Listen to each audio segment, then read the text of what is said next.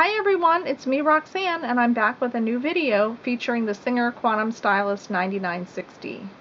In this video demonstration, I'm going to show you how to create a manual buttonhole.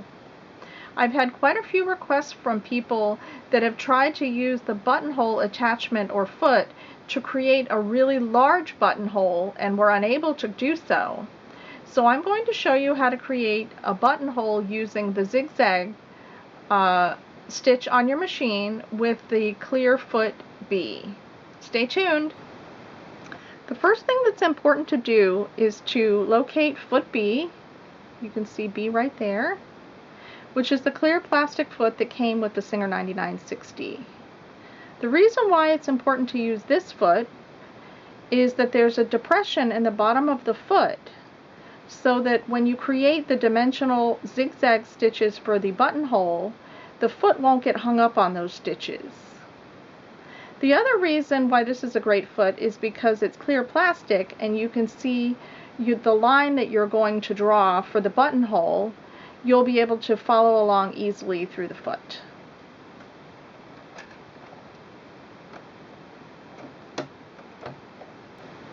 Here I am at the front display of the machine, and the first thing you need to do is select the zigzag stitch.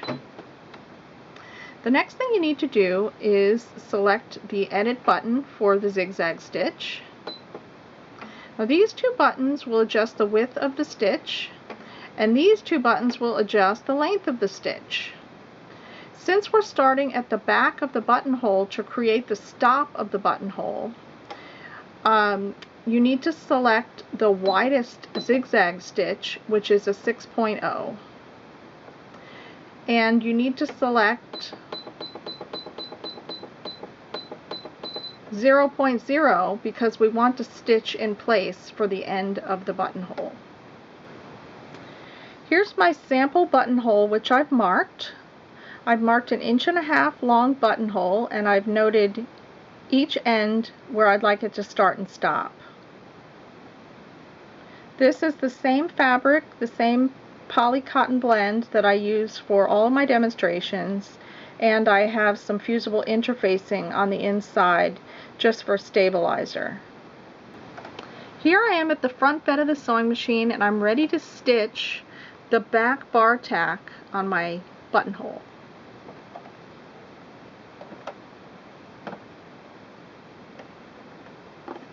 And once again, this is the widest zigzag that this machine will stitch, which is 6.0.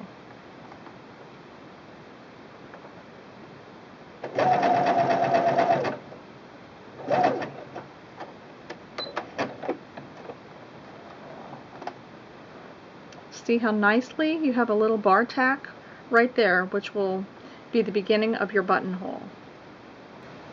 Here I am back at the front display of the machine, and now it's time to change the zigzag stitch over for stitching each side of the buttonhole.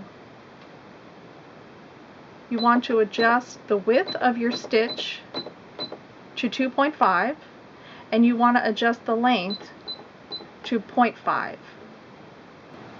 Here I am back at the front bed of the sewing machine, and I'm getting ready to stitch the two legs or sides of the buttonhole. Now it's important to know where your needle is set up, whether it's on the right side or on the left side, so that you can accommodate which side you're going to be stitching at the time. Now mine is set up now to go over to the left, so you want to place your needle down right here on the left side of the bar tack.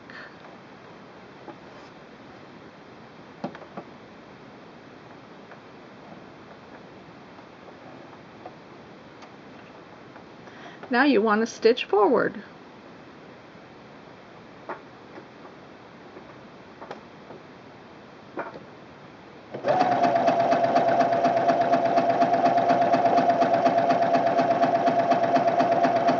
Until you get to the end marking where your next bar tack will go.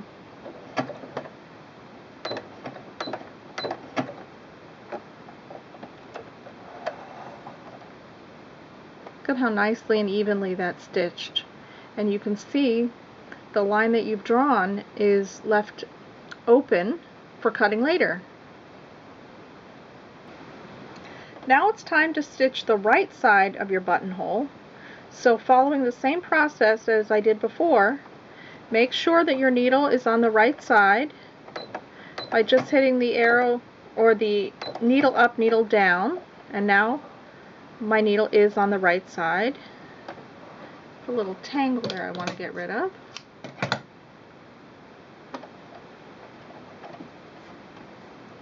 And following the same instruction, bury your needle right here on the right side of the Bartack.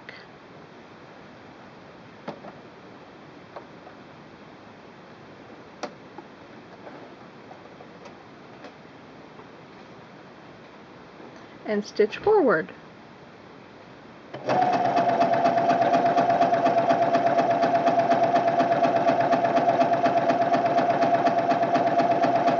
Stopping at your marking.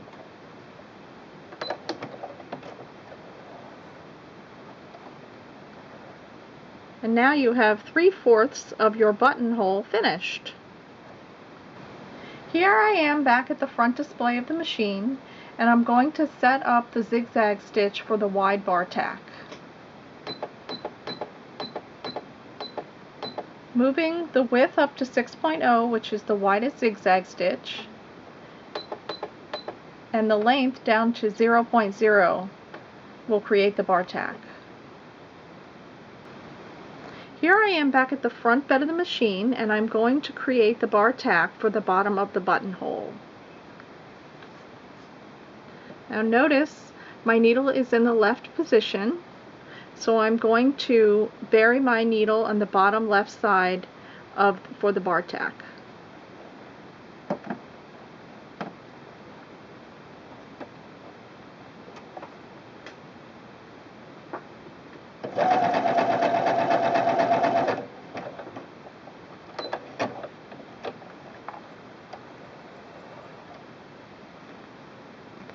And there is your buttonhole. You can make it any length you want, and if you'd like, you can even play around with different settings for the zigzag stitch.